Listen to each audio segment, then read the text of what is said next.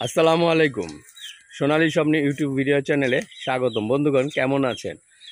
আজ আমি আলোচনা করব গরুর প্যাড ঝুলে গেছে। এইটা অনেকেই দেখা যায়, অনেক কৃষকের, অনেক গৃহস্থই বা ছোটো খামারিদের এই সমস্যাটা নিয়ে ভুগতে হয়, যে প্যাড ঝুলে গেছে। আসলে কারণ কি? এই প্যাড ঝুলে যাওয়ার কারণ কি? এই নিয়ে আজকে আমার প্রতিবেদন আপনাদের সাথে আলোচনা করব। তার আগে বলি, আমার চ্যানেলটি এখনও যারা সাবস্ক্রাইব করেন নাই তারা সাবস্ক্রাইব করে বেল বাটন বাজিয়ে চ্যানেলের সাথেই থাকুন। আমি তথ্যভিত্তিক এবং বিজ্ঞানসম্মতভাবে প্রতিবেদনটি করার চেষ্টা করি। বন্ধুগণ, প্যাড ঝুলে যাওয়ার নানা কারণ থাকতে পারে।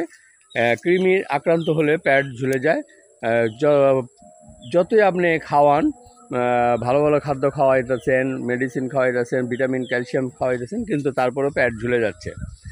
এগুলো 100% শরীরে শোষিত হয় না, বেশিরভাগ কৃমিতে খেয়ে ফেলে। তাই কৃমি মুক্ত করে নিতে হবে আমাদের। তারপরেও যদি দেখা গেছে যে না, প্যাড ঝুলে গেছে, প্যাড ভালো হচ্ছে না, ঠিক হচ্ছে না, তখন আপনাকে অন্য ব্যবস্থা করতে হবে।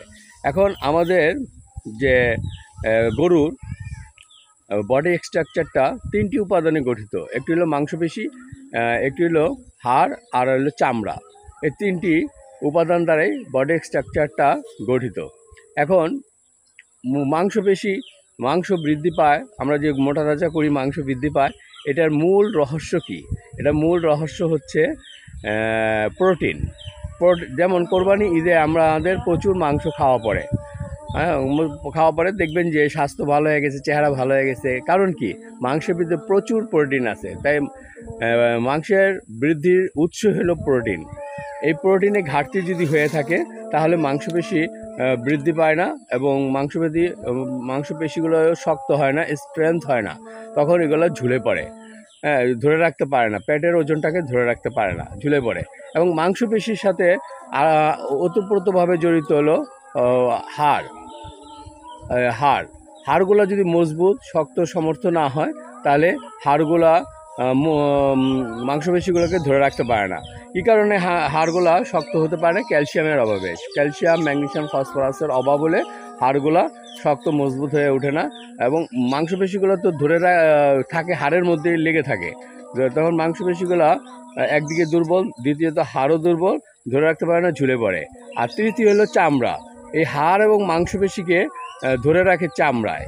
চামড়াটা যদি স্ট্রেংথ না হয়, ঢিলা না, কিন্তু ঢিলা এক জিনিস, স্ট্রেংথ মানে শক্তিশালী না হয় চামড়াটা, তাহলে চামড়াও কিন্তু ওদের ওজনটা ধরে রাখতে পারে না, ছেড়ে দেয়। তা এই চামড়া, হাড় এবং মাংসপেশি এগুলা উন্নয়ন করতে হবে, মজবুত করতে হবে। আরেকটি বলি, ভিডিও মাঝখানে একটি কথা বলি। আমরা কৃষকেরা 1-2 কেজি ভুসি দিয়ে আমরা 20 লিটার 25 লিটার পানি চাইরের মধ্যে দিয়ে 1 কেজি ভুসি দিয়ে গরুকে খাওয়াই। আমাদের উদ্দেশ্য গরুটা সারাদিনে পানি খায় না, পানি খাক, নাক ডুবাইয়া খেতে থাকে ভুসির আশায়। কিন্তু এই অতিরিক্ত পানি ওর জন্য পেটের ঝুলে যাওয়ার জন্য অন্যতম কারণ। এবং বেশি পানি খেলে যে ভুসিটা খেলো, সে ভুসিটা গ্যাস তৈরি হয়, হজম শক্তি নষ্ট হয়, গরুটার গ্রোথ ভালো হবে না। তাই পানি আলাদা রাখবেন, পর্যাপ্ত সাদা পানি আলাদা রাখবেন। প্রতিটি প্রাণী, একটি পিঁপড়াও কিন্তু পানি খায়, প্রতিটি প্রাণী ওর ইচ্ছা মতো পানি খাবে, জোর করে পানি খাওয়াবেন না। তাই বলছি, পানিটা আলাদা রাখবেন। এখন আসেন, এই চামড়া, হাড় এবং মাংসপেশি কীভাবে আমরা উন্নয়ন করব। প্রোটিনের উৎস, খাবারের ভিতরে প্রোটিন আছে। দানাদার খাদ্যে প্রোটিনের ভাগটা নিশ্চিত করতে হবে। যেমন সয়াবিন খোল, সরিষার খোল, তিলের খোল, এগুলোর ভিতরে প্রচুর পরিমাণে প্রোটিন আছে। খেসারির ডাল, খেসারি ভুসি, ছোলার ভুসি, মাসকলাইয়ের ভুসি, এগুলোর ভিতরে প্রচুর পরিমাণে প্রোটিন আছে। তারপর ফিশ মিল, হাড়ের গুঁড়া, এগুলোর ভিতরে প্রচুর প্রোটিন আছে। এই দানাদার খাদ্যে রেশিও হিসাবে প্রোটিনটা নিশ্চিত করতে হবে। আর একটা ভিটা মিক্স ডিপি সুপার পাউডার, এই পাউডারটা আপনি প্রতিদিন খাওয়াবেন। সকালে 25 গ্রাম, বিকালে 25 গ্রাম খাওয়াবেন, একটা বালতি খাওয়াবেন। আর সাথে খাওয়াবেন ফসকেল ডিবি ট্যাবলেট। এটা হাড়কে মজবুত করবে, শক্ত করবে, শক্ত সামর্থ্য করবে, ক্যালসিয়াম ম্যাগনেসিয়ামের ঘাটতি, ফসফরাসের ঘাটতি পূরণ করবে। এই ফসকেল ডিবি ট্যাবলেট সকাল একটা বিকেল একটা খাওয়াবেন, 2টা কৌটা খাওয়াবেন ফসকেল ডিবি। আর খাওয়াবেন আর এই প্রফিট একটা পাউডার আছে রেনাটা কোম্পানি প্রফিট। এই প্রফিটটা আপনি কমপক্ষে 20 দিন খাওয়াবেন, সকালে 30 গ্রাম, বিকালে 30 গ্রাম, কমপক্ষে 20 দিন খাওয়াবেন। এই প্রফিটটা হইতেছে প্রোটিন শোষিত করে খাবার থেকে, এবং শোষিত করে প্রফিট খাবার থেকে প্রোটিনকে শোষিত করে মাংসপেশিতে সাপ্লাই করে। মাংসপেশি গ্রোথ বৃদ্ধি পায় এবং ওজন বৃদ্ধি পায়, মাংস বৃদ্ধি পায় এই প্রফিটের কারণে। প্রফিটটা খাওয়াবেন। আর জিঙ্ক কেয়ার একটা 3 লিটার একটা জিঙ্ক কেয়ার খাওয়াবেন, সকালে 100 ml 50 ml, বিকালে 50 ml। এই জিঙ্ক কেয়ারটা আপনি 2 লিটার বা 3 লিটার খাওয়াবেন, তাহলে দেখবেন যে আপনার এই গরুর যে পেটটা আস্তে আস্তে চেপে যাবে। এবং আর পানি কিন্তু বেশি খাওয়াবেন না, পানি ওর ইচ্ছা খাবারটা মাখা মাখা করে দিবেন, আর ফ্রেশ পানি ওর সামনে রাখবেন, ওই ইচ্ছা মতো পানি খাবে।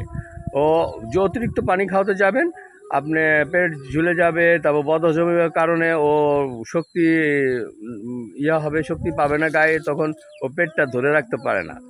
তাই পানি খাওয়াবেন, জোর করে না। গরু গাভীন অবস্থায় আমরা ক্যালসিয়াম ভিটামিন এগুলো কোনো কিছু খাওয়াই না, যার জন্য বাছুর যখন হয় তখন বাছুরের এসব ঘাটতি থাকে। এই ঘাটতির কারণে দেখবেন বেশিরভাগ বাছুরের বা একটু বাড়ন্ত বাছুরের পেটটা ঝুলে থাকে, এইসব কারণেই। তাই আমরা গাভীন অবস্থায় যদি গরুটাকে যত্ন নেই তাহলে বাছুর কিন্তু এরকম হয় না, টনটনা বাছুর হবে।